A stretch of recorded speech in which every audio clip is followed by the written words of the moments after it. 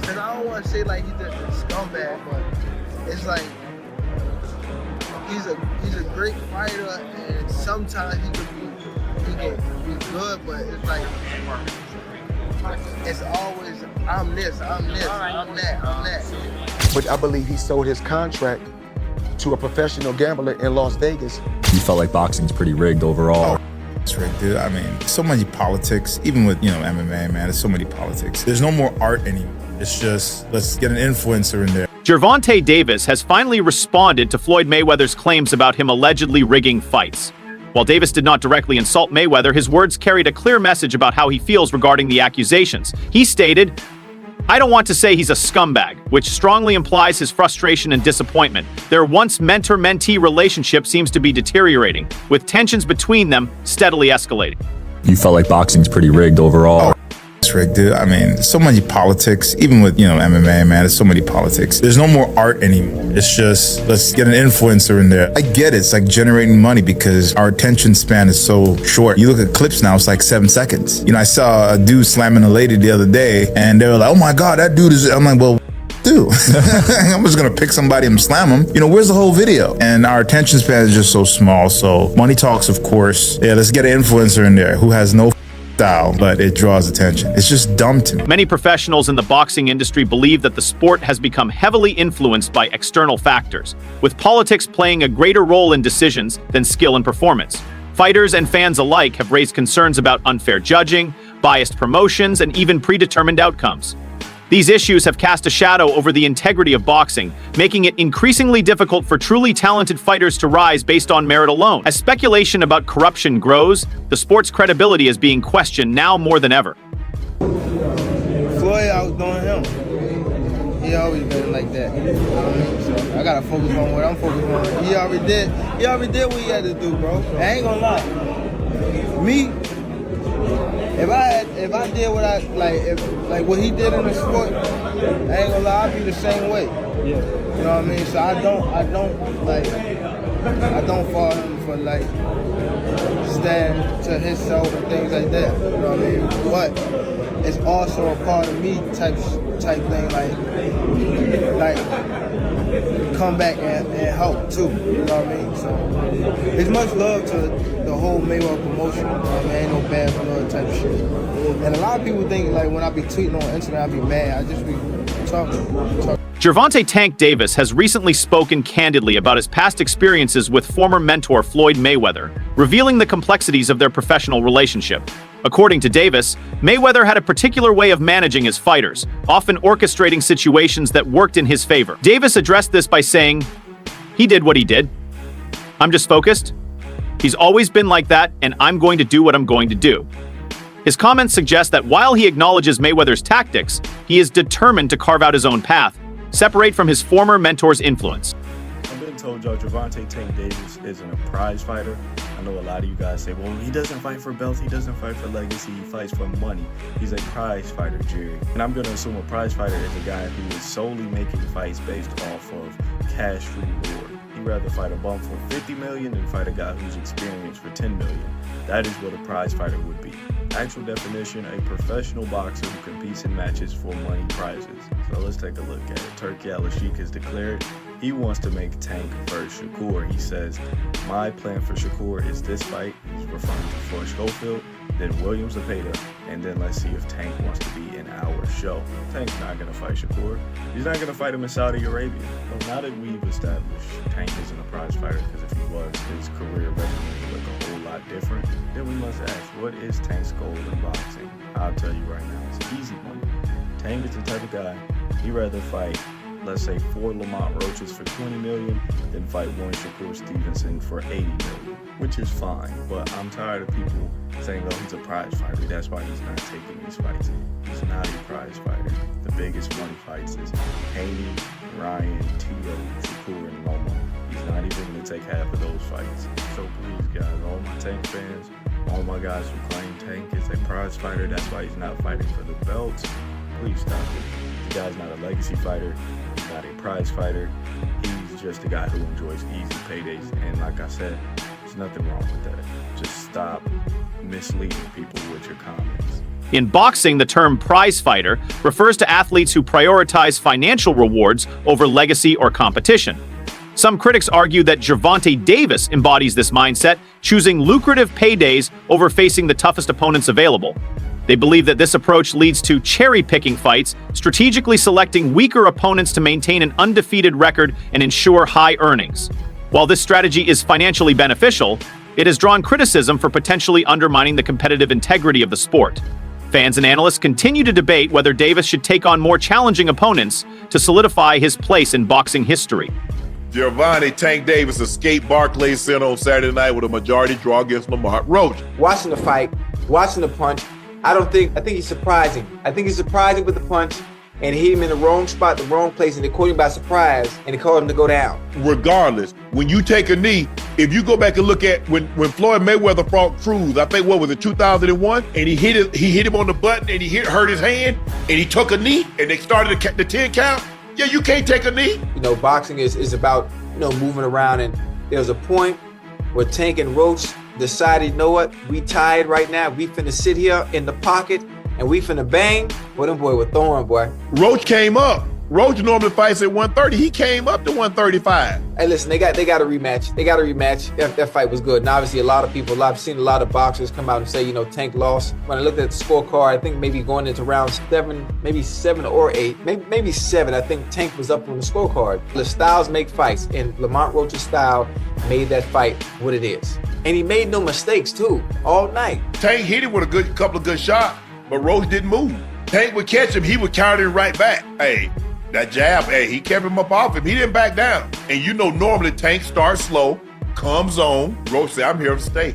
I'm not sure what kind of conditioning Lamont Roach did, but whatever it is, I salute him. Everybody gets tired after round 7 and on, but his conditioning was up to par. They went to war all 12 rounds. I thought Roach won the fight. I thought even without the knockdown, I thought he won it. Roach was the more aggressive fighter. I would like to see them rematch at some point. What do the numbers say? The pay-per-view numbers are going to tell you if people want to see a rematch. Because if they came out and bought the fight, yeah, they'll get a rematch. If they didn't do the numbers, though, you'll know. Renowned sports analysts Stephen A. Smith and Shannon Sharp shared their thoughts on the recent bout between Gervonta Davis and Lamont Roach. Both analysts expressed their belief that Roach had done enough to secure a victory. While they acknowledged Davis's ability to land clean and powerful shots, they also noted that Roach responded with equally, if not more, forceful punches. Their analysis highlighted the competitive nature of the fight and raised questions about the judges' scoring criteria. Their perspectives contribute to the ongoing debate surrounding the fairness and transparency of boxing decisions. And should it have been a disqualification? Look, it could have easily been a disqualification too, or a referee stops contest, because look, there's no way a fighter could take a timeout and go get his, during the round.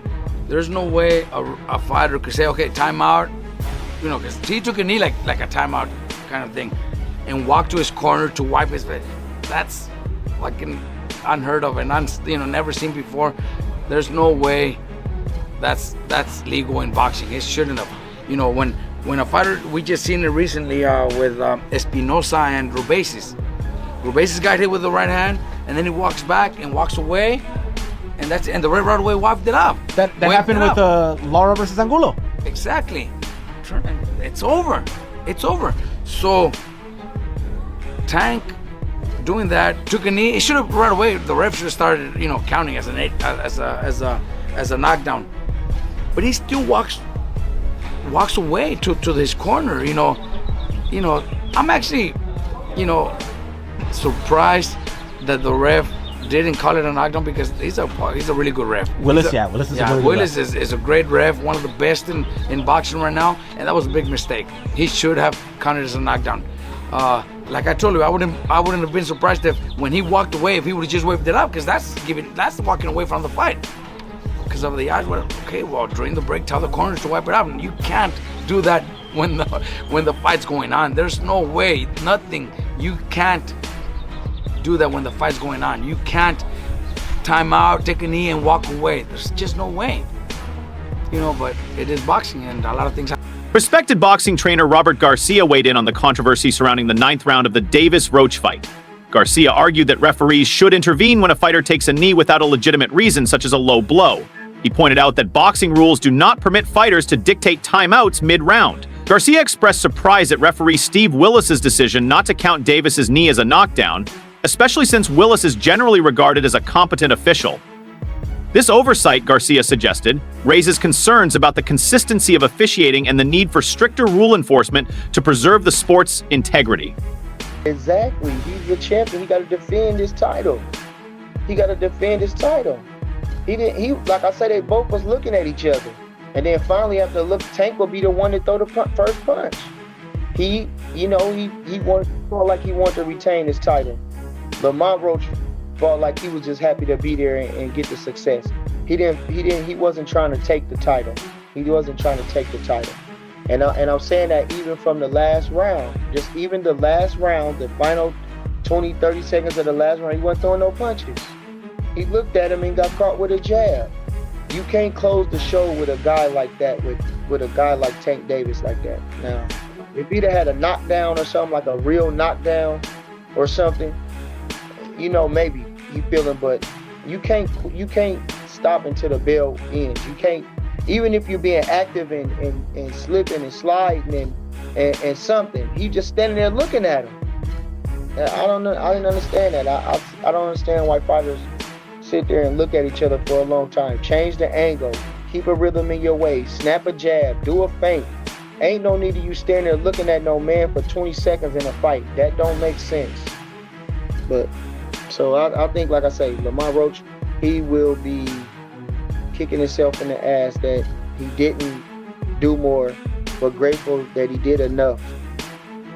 Boxing coach Bernie also weighed in on the fight, stating that Gervonta Davis did not defend his title in the manner expected of a true champion. He observed that Lamont Roach fought with greater urgency and heart, while Davis appeared content with merely completing the rounds. According to Bernie, a champion should demonstrate clear dominance, and Davis's lackluster performance could damage his reputation within the boxing community. His critique fuels further debate about whether Davis is truly committed to proving himself as one of the best in the sport. Gervonta Tank Davis says he took a knee because he got his hair done a few days ago and something dripped into his eyes. Ryan Garcia said that Lamont Roach won that fight. And he continues with, not calling that knockdown is the most wild thing I've ever seen in boxing. That type of stuff makes boxing look bad. And then says, crazy shit, see y'all May 2nd. Terrence Crawford said they robbed that boy and it's crazy. Roach won and that should have been called the knockdown. Let's see what happened. Devin Haney says, I was waiting for the backflip. Even Turki Alashi had something to say about the fight. He said, if you charge people $80 per pay-per-view, you must give them a good card with good production. What are your thoughts? Then Terrence Crawford continues with, some of y'all need to watch Mayweather versus Hernandez and see Mayweather takes a knee because he hurt his hand and it was called a knockdown, not from a punch either. He says, I've never seen someone take a knee and they don't count it as a knockdown. Must have forgot the rules for tonight. And Shakur Stevenson is willing to fight Lamont Roach. But in your honest thoughts, who do you think should have won this fight? Do you believe with the decision as a draw? Or do you think Lamont Roach should have won that fight? The conclusion of the Davis versus Roach fight sparked significant backlash from professional boxers, analysts, and fans. Many labeled it as one of the most controversial decisions in recent boxing history, arguing that the referees and judges failed to apply the rules correctly. Critics claim that such questionable officiating damages boxing's credibility, leading to increased calls for reforms. The widespread reactions emphasize the need for improved transparency and stricter guidelines to ensure fair competition in future matches. Make it that fight on the weekend, what'd you make of the controversy in that one? Look, I had just finished my recovery session, so I was pretty docile and relaxed, and then the fight, especially at the start of it, wasn't too thrilling and too action-packed, so I was starting to doze off a little bit, but I woke up a little bit more when obviously Lamont started giving him some work, and he looked good, man. I got to give respect to Lamont Roach. He proved a lot of guys wrong. I think he shocked Tank a lot with what he was able to bring, and again, we saw the controversy with the knee. To me, that's a knockdown. You can't just take a knee and decide to, go to your corner and get your face wiped. So, yeah, if that's a 10-8 round, Lamont wins the fight. So it's, unfortunate, but that's the fight game. Hopefully they'll do it again and he gets paid, what he's worth. Have you ever seen anything like that in boxing before? A guy sort of just voluntarily... We've seen Floyd take a knee and be put on the count. We've seen Miguel Cotto take a knee, obviously into his corner, be put on the count.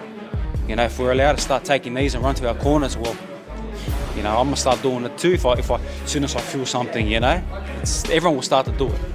But it's just not right. You're a warrior. Doesn't matter if there's grease in your eye, a bit of gel in your eye, or whatever excuse you want to use.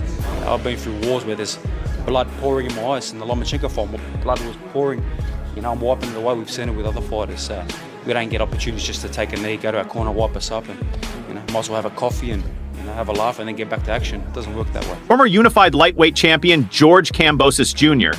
also shared his thoughts on the fight, specifically criticizing the referee's handling of the knee incident. He stated that in professional boxing, if a fighter takes a knee, it should be ruled a knockdown, unless it results from a foul. Kambosos believes that the referee's failure to acknowledge the knee as a knockdown was a critical oversight. His comments add to the growing calls for stricter adherence to boxing regulations to ensure fairness and prevent similar controversies in the future. Gervonta Tank Davis, GTD, and I don't mean got the draws, went up against Lamont Roach. Let me tell you something. Tank got spanked. Roach should have won. And Tank even dropped to his knee. It should have been called a knockdown. But they let it slide. They said, you know what? He said he had grease in his eye from his braids. But it still should have been counted as a knockdown. Because since it was a unanimous draw, that knockdown would have gave Roach the win. At the heart of the controversy is the 9th round incident where Gervonta Davis took a knee. Many believe this action should have been ruled a knockdown, which would have significantly impacted the judges' scorecards. The failure to acknowledge this moment as a knockdown has fueled debates about the legitimacy of the fight's outcome. This incident has intensified discussions about the need for clearer guidelines and more consistent officiating to avoid similar disputes in future matches. Change that Gervonta Davis made from previous times that he had been fighting. He made a change in trainers, but he also made a change in the location in which he was training. He went and had Barry Hunter from DC, from a gym called Headbangers in DC, as his head trainer, while Calvin Ford and Kenny Smith took a backup role.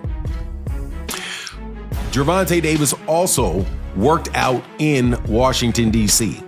Now, as you know, Gervonta Davis and Lamont Roach fought each other in the amateurs. Their teams know each other. The people know each other. They all know each other in the same circle.